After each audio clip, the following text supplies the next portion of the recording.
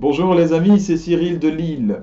Je m'adresse à nouveau aux chrétiens qui ne sont pas catholiques, donc en particulier les protestants, mais aussi les anglicans, peut-être les orthodoxes, je ne sais pas, tous ceux qui ne suivent pas la Sainte Église catholique, qui n'ont choisi de ne pas la considérer comme sainte justement, de ne pas obéir au pape, à son autorité, et puis qui refusent la tradition. Et justement, je parle aujourd'hui de la tradition. Qu'est-ce que la tradition? Alors déjà, il faut savoir que la tradition est fortement critiquée par nos frères protestants, par exemple, parce que à un moment, Jésus nous dit, euh, mais qu'est-ce que c'est que vos traditions? Au nom de vos traditions humaines, vous annulez la parole de Dieu. Oui, évidemment, mais le bon sens nous fait voir clairement de quelle tradition il s'agit. Jésus nous parle des traditions humaines qui vont à l'encontre de Dieu. Aujourd'hui, nous entendons souvent: ah oui, mais c'est une façon de faire, c'est une tradition humaine, il faut les laisser faire. Et alors, on peut se poser la question aujourd'hui de certaines traditions et de leur attachement véritable à Dieu. Par exemple, Halloween. Fêter Halloween, j'ai réalisé une vidéo sur ce sujet. Est-ce que c'est quelque chose qui est ordonné à la volonté de Dieu? Voilà, clairement, non. Ça ne vient pas de l'Esprit Saint. Fêter les morts dans une ambiance d'enfer. On peut se poser la question aussi pour ce qui est pratiqué dans les écoles, le bizutage. Alors après, évidemment, il y a bizutage et bizutage, il y a ceux qui vont trop loin, bien sûr. Mais le fait de vouloir humilier quelqu'un jusqu'à parfois la mort de la personne, euh, par tradition, parce que c'est comme ça qu'on fait dans l'école depuis toujours, est-ce que ça vient de l'Esprit Saint? Est-ce qu'à un moment, il ne faut pas savoir couper avec une tradition humaine parce elle ne vient pas de l'Esprit Saint? On peut se poser la question pour la corrida, aujourd'hui, qui fait grandement parler. Effectivement, je pense, à titre personnel, que la corrida ne vient pas de l'Esprit Saint. Pas du tout. Mais qu'elle est une tradition humaine et qu'à ce titre, elle a un poids. Malheureusement. Eh bien, il convient de distinguer ces traditions de la tradition, avec un grand T, de la tradition de l'Église, la tradition apostolique.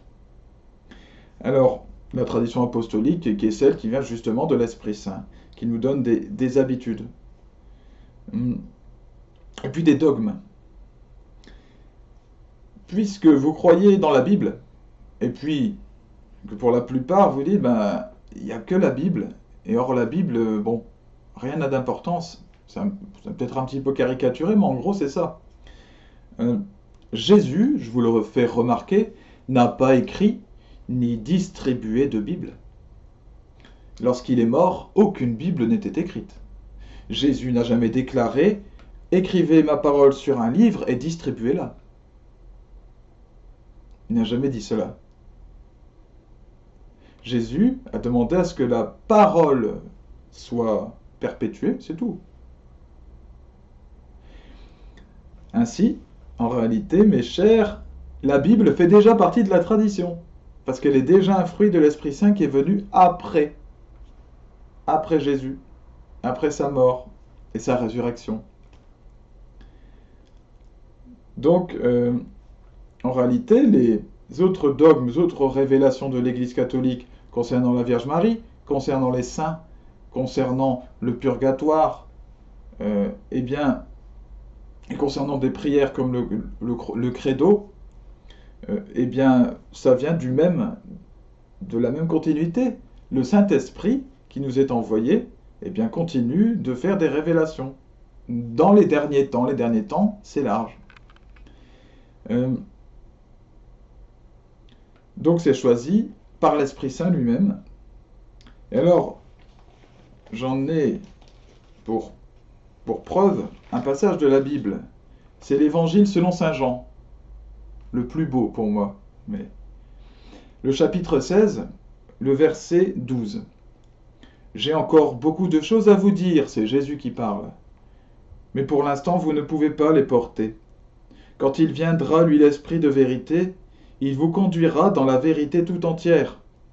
En effet, ce qu'il dira ne viendra pas de lui-même, mais ce qu'il aura entendu, il le dira, et ce qui va venir, il vous le fera connaître. Lui qui me glorifiera, pardon, lui me glorifiera, car il recevra ce qui vient de moi pour vous le faire connaître. Tout ce que possède le Père est à moi, voilà pourquoi je vous ai dit, l'Esprit reçoit ce qui vient de moi pour vous le faire connaître. Jésus est la parole de Dieu incarnée, il est la parole totale et parfaite. La Bible n'est pas la parole totale de Dieu. Elle est la parole de Dieu, mais elle est incomplète. Elle ne contient pas tout, comme l'explique ce passage, qui nous parle d'une révélation continue finalement, d'un Esprit Saint qui vient, au fur et à mesure du temps, à travers les âges, nous dire les vérités du royaume de Dieu. Donc tout n'est pas contenu dans la Bible, mais tout est contenu en Jésus-Christ. Et Jésus continue de nous parler, de nous donner des révélations, dont les dogmes que je vous ai exposés tout à l'heure, la Vierge Marie, les saints, les prières, etc. Enfin, je termine en disant que l'Église a été fondée par Jésus-Christ lui-même sur Pierre. Simon, tu es Simon, tu es Pierre, et sur cette pierre je bâtirai mon Église. Bien, la tradition apostolique vient bel et bien de Pierre, a été fondée sur lui, mais c'est Jésus qui l'a fondée sur lui. L'Église catholique ne s'est pas arrogé un droit, elle n'a pas dit non, non, c'est nous et pas les autres. Non, l'histoire le prouve. La tradition apostolique découle de Simon-Pierre et de Jésus lui-même qui a donné ce pouvoir à Simon-Pierre, et donc à Pierre, qui fut le premier pape. Ainsi s'est développée l'Église catholique. Le pape est le successeur de Pierre. Voilà, évêque de Rome. C'est comme cela.